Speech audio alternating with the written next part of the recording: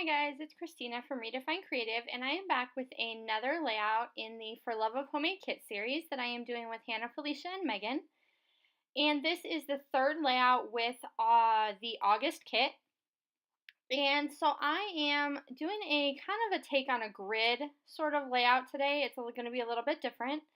And I'm working on this photo of my son that was taken. We were just on a hike out in the woods, and they had this bench that he wanted to sit on and get his picture with all the green trees and stuff in the background. And so I am taking a couple of strips of, this is the back of the inspiration piece, so that green floral.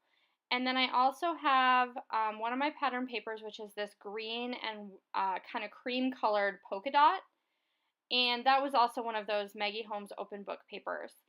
And so I've created 4 different little sections, and I am going to go ahead and fill the 2 diagonal sections with just the plain white cardstock in the background, and then the other 2 sections with the polka dot.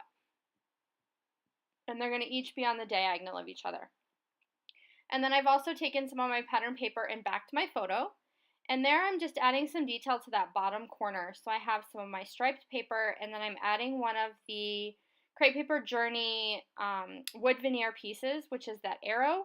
And then that little embellishment that I put on pop dots above it is from the Bo Bunny travel hiking collection that was in this kit. There you can see it right there. And if you want to know more about what is specifically is in this kit, do make sure you go back and watch the video where we talked through the contents of our kits. And also on my website there is a list of all of the products and close-up pictures and detailed information there. So now I'm going through that Bo Bunny pack trying to see if there's any more ephemera that I want to use, and I'm building a small cluster there in the bottom right hand corner on that polka dot area. And basically the white blocks are going to stay as white space, and all of my embellishments and things are going to go within the polka dotted sections.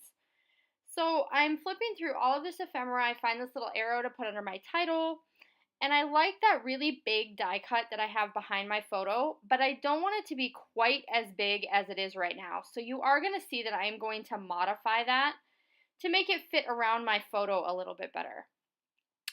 So there I'm just kind of attaching some of my embellishments. I pulled a little chipboard sheet off of the Crepe Paper Journey, the big 12 by 12 chipboard sheet. And then I also took some more little die cuts down in the corner, and I took that green tent and put it on a pop dot. And now this is where you see I'm going to kind of play around with my title up there, and I am wanting to take that background that I have around my photo and make it smaller. So here I'm just going to trim it and bump it up. And because my photo is going to cover up most of that frame, it's not going to really be a big deal that I have a cut line there. So cutting it in half and then relining it up really didn't have any sort of impact on the layout, except it made it fit much better in the space that I had. So I really like that. And it also created a little space there in between the embellishment cluster and that bottom journal box where I could put some extra ephemera. And there you see I've added in a few more pieces. And I'm going to go ahead and put this little insignia on a pop dot as well. So that's going to be right there in the middle. I'm just playing with where to place those. And then I grab my stamps, and one of the stamps in the Studio Calico set just says time for another adventure. And so I added that at the bottom. And then I'm going to take my pen and add just a few little words of journaling down on the bottom. And then off screen, I also go back with my tiny attacher and add some staples, which you'll see in the close-ups. And I also add some black mist to go kind of in a diagonal pattern across the layout. And that's going to do it for this one. Quick, simple, easy, and a really high impact layout.